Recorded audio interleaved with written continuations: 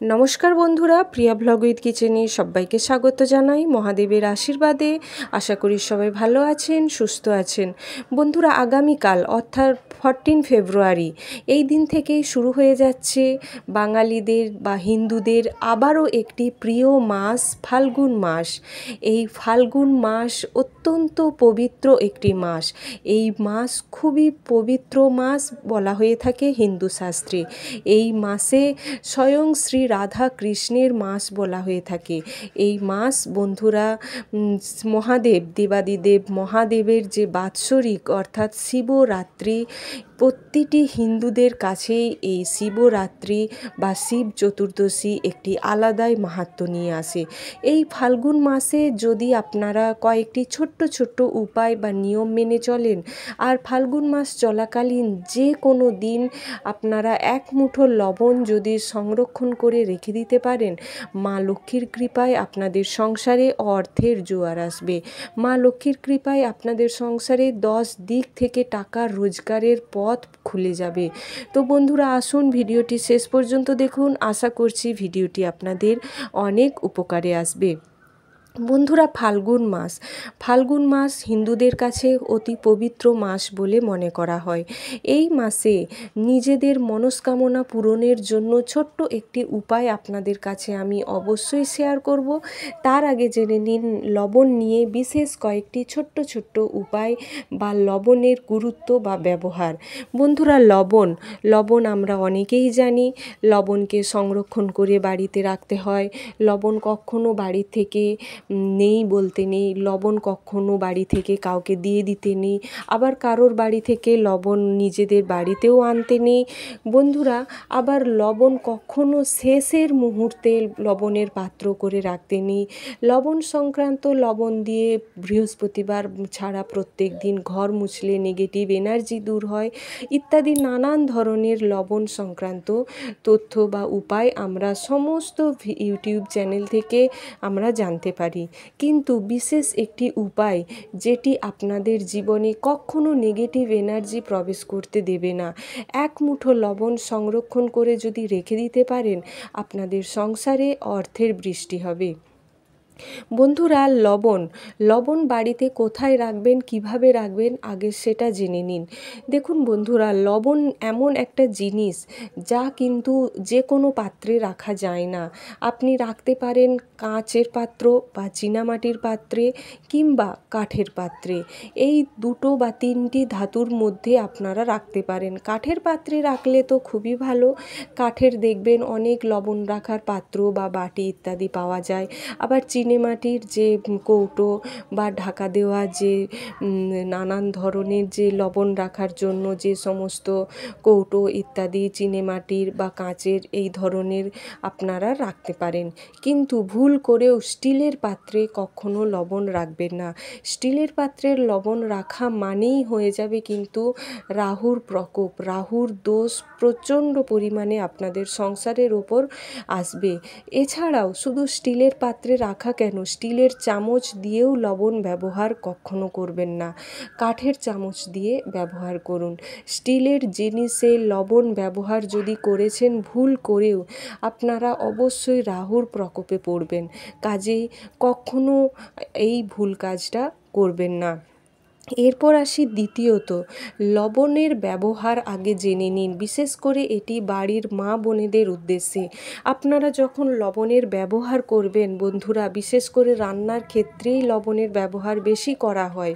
অনেকে তো এখন খাওয়ার সময় কাঁচা লবণ ব্যবহার খুব কম করে থাকেন, কিন্তু রান্নার সময় বেশিরভাগ লবণের ব্যবহার করা হয়। এতে আপনাদের মা বোনেদের উদ্দেশ্যে, যারা রান্না করেন তাদের উদ্দেশ্যে এই ছোট্ট জিনিস বা ছোট্ট উপায়টি আপনাদের জেনে নিতে হবে। কি করবেন, আপনারা যখনই লবণের ব্যবহার করবেন, অর্থাৎ আপনাদের রান্নাতে যখন লবণ দেবেন বা ব্যবহার করবেন, কখনো বাঁ হাতে ধরে লবণের পাত্রটি বাঁ হাতে ধরবেন না। বাঁ হাতে ধরে ডান হাত দিয়ে লবণ কখনো দেবেন না। মনে রাখবেন, এটা কিন্তু মারাত্মক ভুল করছেন।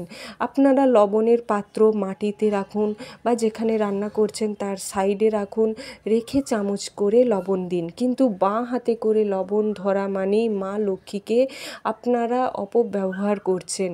মা লক্ষ্মী এতে প্রচুর পরিমাণে রুষ্ট হয়ে যান। মা লক্ষ্মী এতে মোটেও খুশি হন না। কখনো লবণের পাত্র বাঁ হাত ঠেকাতে যাবেন না। যতটা সম্ভব হয় বাম হাত লবণ থেকে দূরে রাখার চেষ্টা করবেন। মনে রাখবেন বন্ধুরা, এটা কিন্তু খুব গুরুত্বপূর্ণ একটি জিনিস। এরপর আসে 3 নাম্বার যে উপায় লবণ দ্বারায়, সেটা হলো বন্ধুরা, আপনাদের বাড়িতে যদি নেগেটিভ এনার্জি প্রচুর পরিমাণে ভরে থাকে, আপনারা কিভাবে বুঝবেন যে আপনাদের বাড়িতে প্রচুর নেগেটিভ এনার্জি রয়েছে? আপনারা যে কোনো বৃহস্পতিবার দিন একটি কাজ করবেন, একটি কাঁচের গ্লাস নেবেন। কাঁচের গ্লাসের কালারটা যেন জলটা দেখা যায়, ট্রান্সপারেন্সি কাঁচের গ্লাস নিতে পারেন, কিংবা জল খাওয়ার যে প্লাস্টিকের গ্লাস হয় সেই গ্লাসও নিতে পারেন, তবে কাঁচের গ্লাস হলেই খুব ভালো হয়। কাঁচের গ্লাসে 1 গ্লাস মতো জল ভর্তি করে নেবেন। তাতে একটি বড় চামচের 1 চামচ লবণ ভরে আপনারা আপনাদের ডাইনিং রুমে রেখে দিন, বা আপনারা বাড়ির যে কোনো একটি রুমের মধ্যে যে কোনো একটি কোণে রেখে দিন। পূর্ব দিকেও রাখতে পারেন, উত্তর দিকেও রাখতে পারেন, উত্তর পূর্ব কোণেও রাখতে পারেন, যে কোনো কোণে একটি গ্লাস রেখে দিন ওই লবণ ভর্তি। 1 সপ্তাহ বাড়িতে ওইভাবেই গ্লাসটি রেখে দেখুন। তারপর আপনারা দেখবেন 5 দিন বা 6 দিন পর ওই গ্লাসের জলের কালার যদি আস্তে আস্তে হালকা হলদেটে বা হালকা লালচে ভাব আসে, জানবেন আপনাদের বাড়িতে প্রচুর পরিমাণে নেগেটিভ এনার্জি রয়েছে। এতে কিন্তু ভয় পেয়ে যাওয়ার কোনো কিছুই ব্যাপার নয়। এটা আপনাদের বাড়ির বাস্তু দোষের কারণে হয়েছে। দেখুন বন্ধুরা, অনেকে জমি জায়গা কিনে বাস্তু ভালো করে বিচার করে তবেই বাড়ি করে, কিন্তু আজকাল ফ্ল্যাট হচ্ছে, তারা না জেনে শুনেই বাস্তু না ঠিকঠাক করে ফ্ল্যাট নিয়ে নিচ্ছে, বা হয়তো বাস্তুর পরামর্শ না নিয়েই ঘর বাড়ি বানিয়ে নিচ্ছে।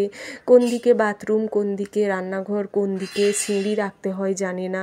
এই সমস্ত ছোট ছোট ভুলের কারণেই নেগেটিভ এনার্জি বাড়ির মধ্যে প্রবেশ করে যায়। এর ফলে কি হয়? এর ফলে সমস্ত কাজে বাধা আসে। আপনি যে কোনোই কাজে হাত দেবেন সেটাতে বাধা আসবেই আসবে। কোনো কাজটা সুষ্ঠুভাবে হতে চায় না। এর ফলে কি হয়? দীর্ঘদিন ধরে যে সমস্ত কাজে বাধা আসতে আসতে বাড়িতে সদস্যদের মধ্যে একটি ঝামেলা, অশান্তি ইত্যাদি লেগে যায়। এছাড়াও নানান ধরনের সমস্যার মধ্যে পড়ে যান। এর থেকে উপায় একটি আপনাদের রয়েছে। যদি সম্ভব হয় আপনারা অবশ্যই আপনাদের রান্নাঘর বা যদি সম্ভব হয় আপনাদের রান্নাঘর বা ঠাকুরের ঘর আপনারা একটু পরিবর্তন করার চেষ্টা করুন। নচেৎ আপনাদের বড় কোনো ভালো জ্যোতিষী বা সমস্ত যে কোনো আপনাদের যে ইষ্ট দেবদেবী আপনারা মানেন তাদের একদম মেনে চলুন, তাদেরকে ভক্তি শ্রদ্ধা সহকারে পুজো অর্চনা করুন, এবং প্রত্যেক শনিবার মঙ্গলবার ধুনো দেবেন। ধুনোর সাথে অবশ্যই কর্পূর, এলাচ, লবঙ্গ, তেজপাতা, দারচিনি এই সমস্ত ছোট্ট ছোট্ট জিনিসগুলো জ্বালিয়ে বাড়ির প্রত্যেকটি কোণায় কোণায় দিয়ে দিন। দেখবেন নেগেটিভ এনার্জি আস্তে আস্তে কিন্তু চলে যাচ্ছে। এছাড়াও বৃহস্পতিবার ধুনো দিতে ভুলবেন না বাড়িতে। ধুনোর সাথে কর্পূর অবশ্যই দেবেন। এতে ভগবান শ্রী হরি বিষ্ণু প্রচুর পরিমাণে খুশি হন, যার ফলে মা লক্ষ্মী দেবীও খুশি হয়ে যান। এরপর আসি বন্ধুরা সেই জিনিস যেটা আপনারা চুপি চুপি লবণের এই উপায়টা করবেন। কি করবেন বন্ধুরা? যে কোনো শুক্রবার বা বৃহস্পতিবার বা শুক্রবার দিন, যদি শুক্লপক্ষের হয় তো খুবই ভালো, একটি লাল কাপড় নেবেন। লাল কাপড় নিয়ে কিছুটা পরিমাণ রক সল্ট বা সামুদ্রিক লবণ ওতে বেঁধে নেবেন। তাতে কিছুটা পরিমাণ আপনারা ফিটকিরি নেবেন। এই দুটো জিনিস একসাথে কি হয়? নজর দোষ কাটাতে সাহায্য করে। এই দুটো জিনিস একসাথে বেঁধে নিয়ে আপনারা বাড়ির যে মুখ্য দরজা বা মেন গেটের মাথার ওপর ঝুলিয়ে রেখে দিন। সমস্ত নেগেটিভ এনার্জি দূর হয়ে যাবে। এই কাজটা ফাল্গুন মাস চলাকালীন করুন বন্ধুরা, দেখবেন বাড়ির সমস্ত নেগেটিভিটি আস্তে আস্তে কেটে যাচ্ছে। যাদের বাড়িতে নেগেটিভ এনার্জি নেইও তাদের বাড়িতে কখনোই কিন্তু প্রবেশ করতে পারবেন না। আর আশা করছি বন্ধুরা আপনারা সমস্ত সমস্যার যে সম্মুখীন হয়ে আছেন সমস্ত সমস্যা আপনাদের দূর হবে, সমস্যার সমাধান আপনারা নিজেরাই পেয়ে যাবেন। যে ইষ্ট দেবদেবীকে আপনারা ভক্তি শ্রদ্ধা ভরসা করেন আপনারা তার নাম জপ করুন, সঙ্গে স্বয়ং শ্রী হরি বিষ্ণুর আরাধনা করতে ভুলবেন না। এই ছিল বন্ধুরা আজকের ভিডিও। ভালো লাগলে লাইক শেয়ার কমেন্ট করতে ভুলবেন না।